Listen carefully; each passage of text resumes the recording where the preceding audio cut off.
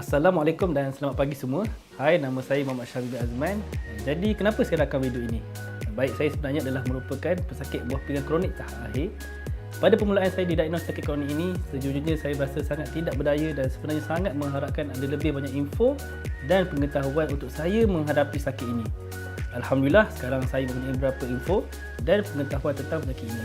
Jadi, niat saya adalah untuk berkongsi dengan semua orang yang mungkin boleh menambah pengetahuan dan membantu untuk yang memerlukan.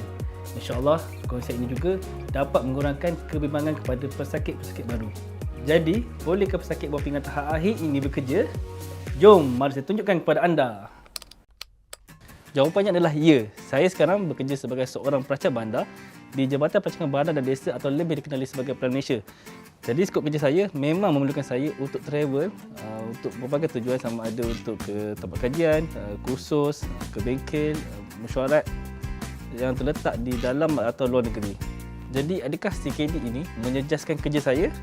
Sudah tentu tidak seperti waktu normal dahulu lagi, dan tidak dinafikan memang terdapat beberapa kesulitan seperti pertama, waktu yang terhad. Saya perlu berhenti dialisis bila sampai pada waktunya. Yang kedua, pandangan sesetengah rakan sekerja yang menganggap kita ini tidak mampu membuat kerja. Dan yang ketiga, untuk pergi ke meeting, bengkel atau kursus, perlu membawa air dialisis bersama. Tetapi bagaimana saya menanganinya adalah dengan pertama memastikan jadual dialisis saya tidak mengganggu kerja saya. Yang kedua, menjelaskan kepada rakan sekerja dan majikan berkenaan keadaan dan perawatan kita supaya mereka faham. Dan saya sebenarnya suka mereka tidak layan saya seperti pesakit, namun fahami saya sebagai seorang pesakit. Dan yang ketiga, membawa kenderaan sendiri supaya memudahkan urusan membawa air dialisis walau ke mana lokasinya. Apabila sampai di lokasi yang dituju, kita perlu pastikan bahawa tempat rawatan kita tu bersih dan kurang dari risiko jangkitan. So insyaAllah selamat untuk kita membuat dialisis. Paling penting, jangan terburu-buru. Jadi saya amat yakin anda pasti boleh bekerja walaupun anda mempunyai SKD seperti saya. Janji kita mempunyai rawatan dan peralatan yang betul. Bila kita mempunyai keadaan ini, apa yang paling penting? Pemikiran yang betul dan positif sangat penting. Apabila saya mula-mula mengetahui keadaan saya yang perlu dialisis seumur hidup dan ramai yang mengatakan saya masih muda untuk dapat sakit ini, sebenarnya saya berasa sangat tertekan dan sedih. Kadang tertanya-tanya kepada diri sendiri mengapa saya diuji begini. Semasa saya keluar dari hospital, sebagai manusia yang biasa, kita memikirkan bahawa masa depan telah musnah. Dan anda tahu apa? Sebenarnya saya silap. Kita hanya memerlukan rawatan dan peralatan yang betul. InsyaAllah, percayalah kita masih boleh menikmati hidup, meneruskan kejayaan seperti kebanyakan orang. Kita boleh bersedih, tapi jangan terlalu lama. Terima hakikat dan move on. Jangan dilihat ujian sebesar kapal, tapi lihatlah nikmat setelah lautan. InsyaAllah akan terbit rasa syukur dengan apa yang kita ada ini. Bila buah pinggang tidak berfungsi, terdapat dua jenis rawatan dialisis untuk menggantikan fungsi buah pinggang, iaitu hemodialisis dan peritoneal dialisis. Jadi, untuk pengetahuan anda, saya telah mencuba kedua-dua jenis rawatan dialisis ini.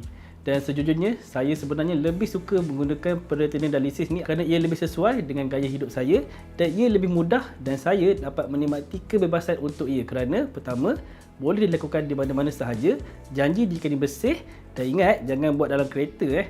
Yang kedua, saya boleh pergi ke mana-mana tanpa perlu mencari pusat dialisis seperti hemodialisis.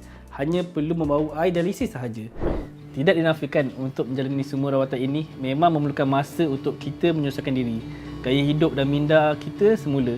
Tipulah kita boleh terus menerima sakit ini. Ambil masa anda tetapi jangan terlalu lama. Gembira untuk saya mengatakan bahawa saya sangat bertuah kerana saya mendapat semua sokongan yang saya perlukan daripada keluarga, terutama isteri saya. Saya mengenali isteri saya pada tahun ketiga saya sakit. Dia menerima saya seadanya dan dia adalah sumber motivasi saya serta sebab utama saya mampu menghadapi penyakit ini dengan positif. Saya gembira kerana saya masih dapat menikmati detik-detik keluarga yang indah bersamanya sepanjang masa. Paling penting, jangan lupa untuk mengekalkan senyuman yang cerah di wajah anda. Jika anda mempunyai sebarang keraguan, jangan teragak-agak untuk bercakap dengan doktor atau jururawat, dan jika anda mencari sumber yang boleh dipercayai, saya boleh mengesyorkan laman web seperti My Buah Pinggang atau My Kidney Journey. Sebelum anda pergi, jika anda ingin mendengar maklumat dan nasihat profesional yang percuma daripada doktor, sila nantikan kerana saya sedang menuju ke sesi perundingan saya sekarang. Alright, ini adalah Dr. Wan Hazlina yang mana telah banyak membantu dan memberikan saya banyak nasihat tentang rawatan CKD dan dialisis COPD. Jadi doktor, adakah cukup baik untuk berkongsi dengan penonton kita tentang kebaikan dialisis ini? Semestinya boleh, Syahmi. CKD adalah penyakit di mana fungsi buah pinggang akan berkurangan secara beransur-ansur tanpa dapat dipulihkan kembali. So, pesakit CKD ni kebiasaannya tidak menunjukkan apa-apa tanda sehinggalah fungsi tisu buah pinggang merosot sekitar 80 hingga 90%. Dan kebanyakannya didiagnos apabila membuat saringan kesihatan semasa kemasukan universiti ataupun pekerjaan atau semasa rawatan susulan bagi penyakit yang pesakit yang berisiko tinggi. So, contohnya pesakit kencing manis, darah tinggi, pesakit jantung ataupun autoimun.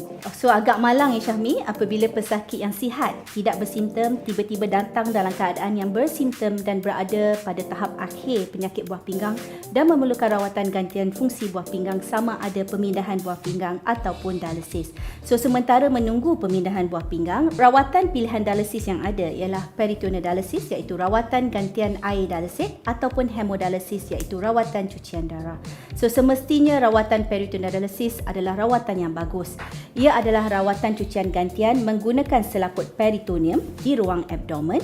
Tiub silikon diletakkan pada kawasan abdomen sebagai alat dialisis, kemudian dialisit dimasukkan ke dalam ruang abdomen dan hasil cucian dikeluarkan selepas 4 hingga 6 jam. Peritoneal dialisis ni boleh dilakukan di mana-mana asalkan tempatnya betul bersih. Contohnya di rumah, di pejabat. Terdapat dua cara rawatan PD iaitu CAPD yang boleh dilakukan secara manual. So CAPD ialah Continuous Ambulatory Peritoneal Dialysis ataupun secara automatik menggunakan mesin pada waktu malam dikenali sebagai Automated Peritoneal Dialysis. Yang bagusnya, dos rawatan PD ni boleh disesuaikan mengikut keadaan klinikal pesakit, jumlah air kencing yang masih ada, pekerjaan dan juga kehidupan sosial pesakit. So, terdapat banyak kebaikan rawatan PD. So, yang paling penting ialah kualiti hidup pesakit terjaga di mana pesakit melakukan dialisis di dalam suasana comfort zone, contohnya di rumah. Pesakit boleh bekerja, boleh bersekolah, sambung belajar, melakukan aktiviti yang disukai seperti bersukan, hiking ataupun melancong. Pesakit tidak perlu menempuh kesesakan lalu lintas dan mengeluarkan kos untuk ke pusat dialisis. Dari segi kebaikan klinikal, pesakit tidak terdedah kepada jangkitan bakteria, viral yang boleh merebak melalui darah seperti hepatitis B, C atau HIV yang merebak melalui air droplet iaitu influenza dan COVID-19. So, Syahmi, impak yang besar dapat dilihat semasa COVID-19 pandemik di mana rawatan pesakit PD tidak terjejas berbanding hemodialisis. Jadinya perbincangan rawatan dan pilihan gantian bergantung kepada kesesuaian setiap individu dan perlu perbincangan bersama-sama pakar buah pinggang anda. Kongsian yang menakjubkan dari Dr. Wan. Saya pasti anda mempunyai pemahaman yang lebih baik tentang CKD, peritoneal dialisis dan hemodialisis. Harap video saya akan membantu anda jika anda mencari jawapan dan saya juga berharap pengalaman saya dapat membantu anda melihat perkara ini dengan lebih positif. Jumpa lagi kawan-kawan, jumpa lagi dalam video saya yang seterusnya.